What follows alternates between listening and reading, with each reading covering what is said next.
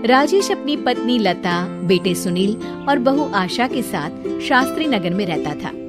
आशा अपने सास ससुर के साथ बिल्कुल भी अच्छा बर्ताव नहीं करती थी।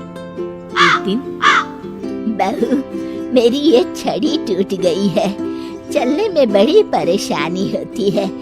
तू सुनील से कहकर नई छड़ी बनवा देना। सासू माँ, एक तो इतने खर्चे होते हैं और ऊपर से आपकी ये छड़ी खरीदने निकलेंगे तो 1-1.5 से तो कम की तो आएगी नहीं। और वैसे भी आपको कहीं आना जाना तो होता नहीं। इस टूटी हुई छड़ी से ही काम चला लीजिए, इसकी मरम्मत करवा देते हैं। आशा वहाँ से चली जाती है।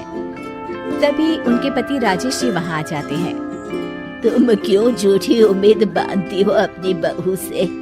लता, इतने सालों में इसने कभी भी हमारा सम्मान नहीं किया, आज क्या करेगी? तभी वहाँ उनका पोता रोहित आ जाता है। दादी, ये देखो मैं आपके लिए क्या लाया हूँ। क्या बेटा? आपकी पुरानी छड़ी टूट गई थी ना, तो ये मैं अपनी कमाई से आपके लिए छड़ी लेकर आया हूँ। अब आप ये पुरानी छड़ी छोड़िए और ये वाली छड़ी हाथ में पकड़िए और ठाठ से चलिए। राजेश जी और लता जी एक दूसरे को देखकर मुस्कुराते हैं कि कम से कम उनका पोता तो उनका सम्मान करता है।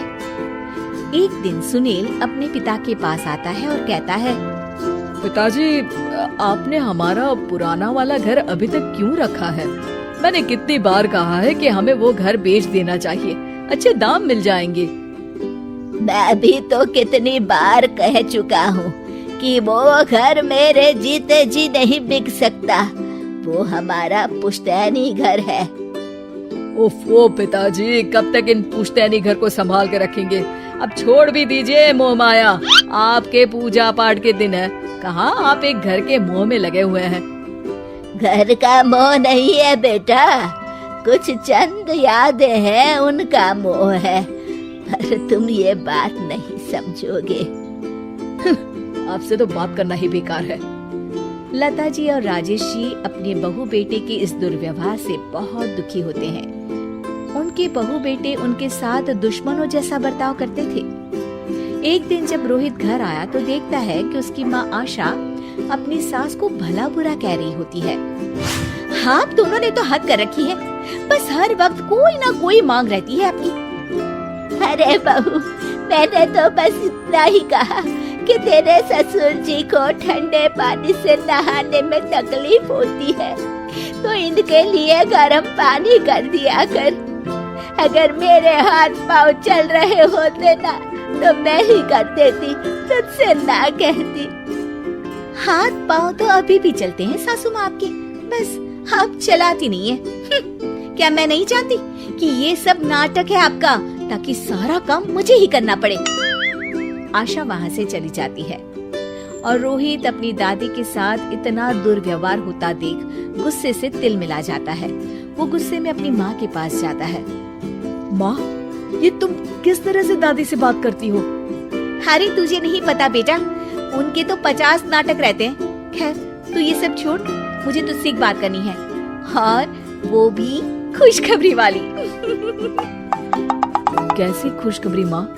अरे तेरे पिताजी ने अपनी दोस्त की बेटी मेघा से तेरा रिश्ता तय कर दिया है। क्या मेघा से? माँ, पर हम तो बहुत अच्छे दोस्त हैं। मेघा से शादी का तो मैंने कभी सोचा भी नहीं। अरे नहीं सोचा तो अब सोच लेना।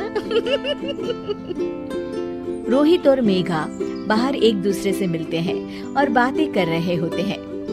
मेघा, मुझे पता है कि हम दोनों की शादी होने वाली है, पर मैं तुम्हें एक बात अभी से बता देना चाहता हूँ। क्या रोहित?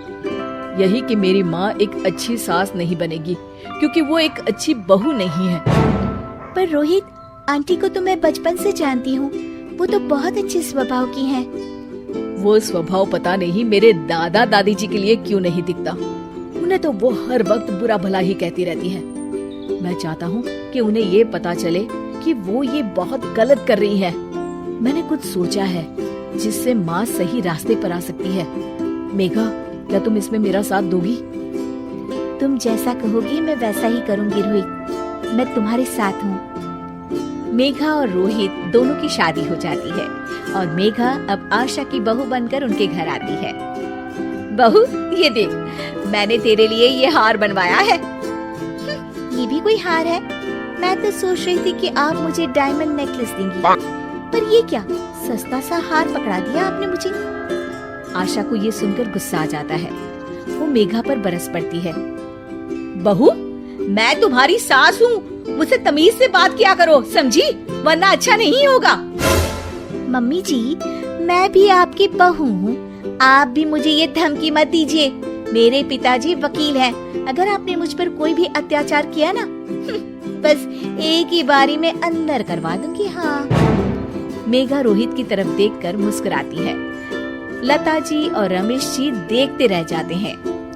मेघा कैसे अपनी सास को उन्हीं की भाषा में उनकी गलती का एहसास दिलाती है। जानने के लिए देखिए जैसे को तैसा।